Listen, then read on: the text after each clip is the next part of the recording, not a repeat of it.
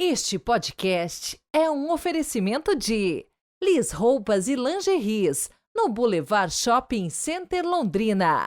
Pasta Chef, almoço aos sábados e domingos para entrega. 43 9 91 72 89 33, Londrina, Paraná.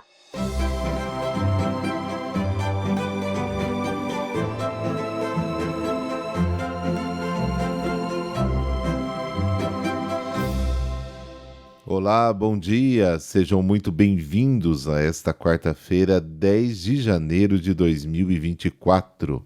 No Evangelho de hoje, Jesus restaura a vida para o serviço. Depois de participar da celebração do sábado na sinagoga, Jesus entra na casa de Pedro e cura a sua sogra. Rezemos juntos.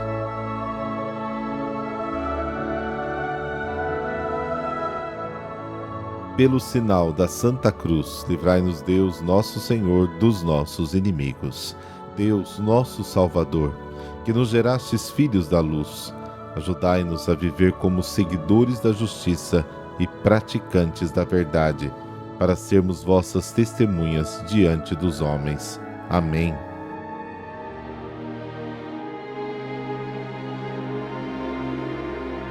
Marcos, capítulo 1, versículos de 29 a 39.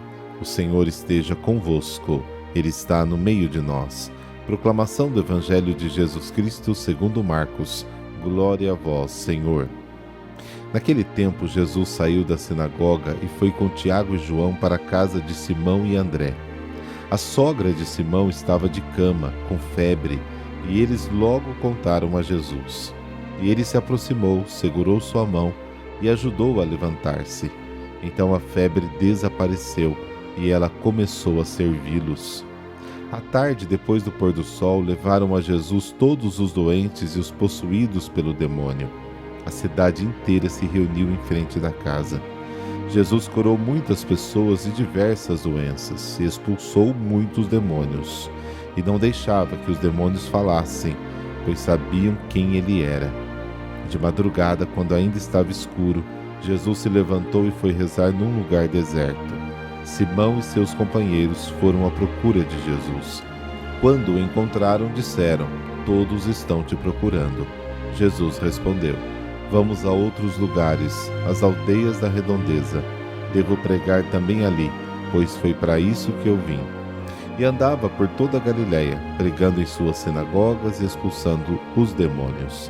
Palavra da salvação. Glória a vós, Senhor.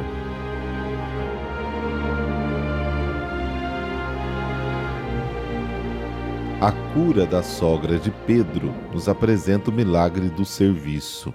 Pode parecer um milagre insignificante, mas os milagres não são demonstrações de poder, mas sinais da misericórdia de Deus. E na história de hoje, a pequenez do sinal é inteiramente vantajosa para a grandeza do seu significado.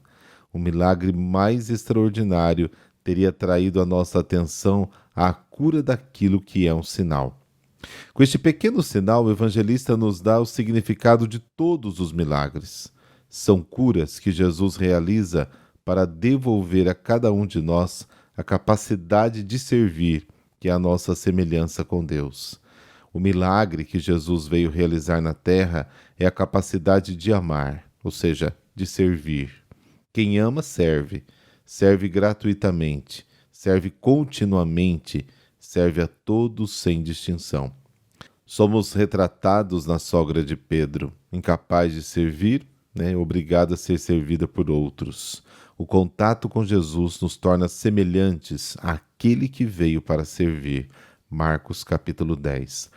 O serviço é a cura da febre mortal do homem, o egoísmo que o mata como imagem de Deus que é amor.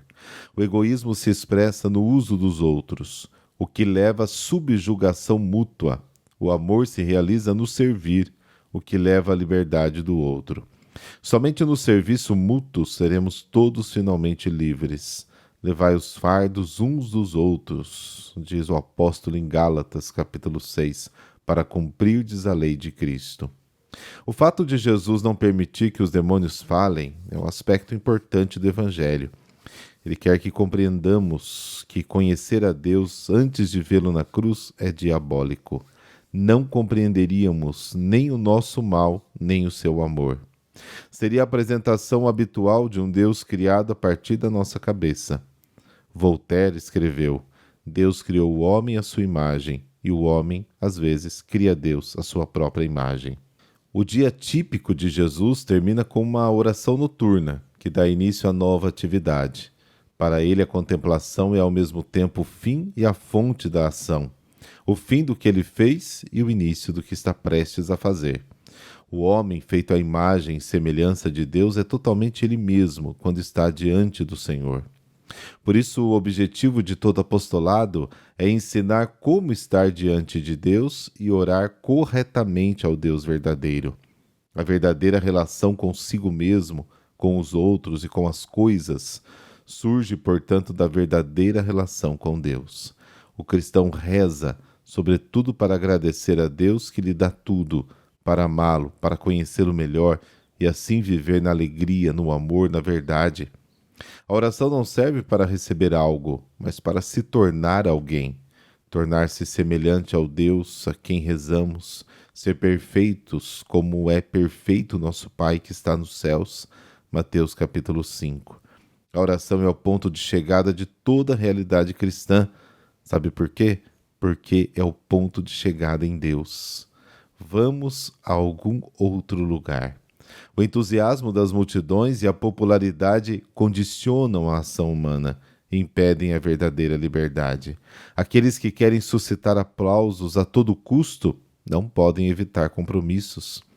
Jesus descarta as falsas imagens que as pessoas têm do seu papel como curador.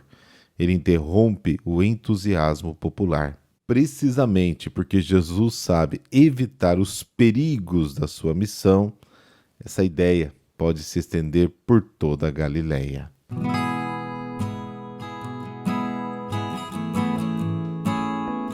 Hoje a igreja celebra São Nicanor. Nicanor foi um dos 7 diáconos escolhidos pelos apóstolos no início da igreja para servir ao povo de Jerusalém. Os demais são Estevão, Filipe, Prócoro, Timão, Parmenas e Nicolau. Atos capítulo 6. Destes temos mais notícias apenas de Estevão, primeiro mártir por Cristo, como narra o capítulo 7 dos Atos dos Apóstolos, e Filipe, que pregou na Samaria e converteu Simão Mago e um etíope eunuco, um fato tradicionalmente considerado como início da igreja ortodoxa etíope, Atos capítulo 8. A necessidade desses diáconos ocorreu porque naquele período a igreja distribuía os auxílios recebidos em comum, mas os judeus que falavam grego alegaram que suas viúvas não estavam recebendo devidamente essas ajudas, sendo preteridas pelos que falavam hebraico. Os apóstolos decidiram que não era correto que eles mesmos deixassem de pregar a boa nova para se encarregar das distribuições. E assim rezaram, impuseram as mãos para este serviço sobre 7 homens bem conceituados. Acredita-se que São Nicanor tenha sido martirizado em 76, mas não há dados que o confirmem. Os Análises Ecclesiastici de Barônio, com algumas informações sobre ele, atualmente é considerado historicamente incorreto. O fato de que Nicanor era bem conceituado pelos apóstolos é o suficiente para que entendamos a sua santidade, ainda que a tradição ou algum escrito não tenham registrado nada mais sobre a sua vida. A escolha deste grupo de diáconos foi certamente abençoada pelo Espírito Santo e formalmente ratificada pelas orações e imposição dos apóstolos. De fato, será incontável o número de santos no paraíso, dos quais não haverá qualquer memória ou sequer registro nesta terra. A ação de Deus muito frequentemente, ou ainda certamente na maioria das vezes, ocorre sem qualquer percepção da nossa parte, que infelizmente nem nos damos conta daquilo que Ele nos dá, já nos permite acessar. Quem sabe por isso somos tão facilmente ingratos ao Senhor.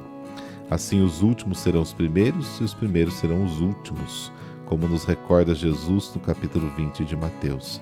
O que importa é que, sob as bênçãos da Igreja, atuemos conforme nos indica o Espírito nas nossas vocações pessoais, procurando sempre a orientação dos bons pastores para discernir o que Deus nos pede.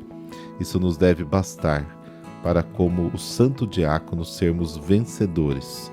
Nicanor é um nome de origem grega, com este significado que foi realizado na prática e nos lembra de que era comum aos antigos o entendimento de que cada nome pessoal indicava uma missão.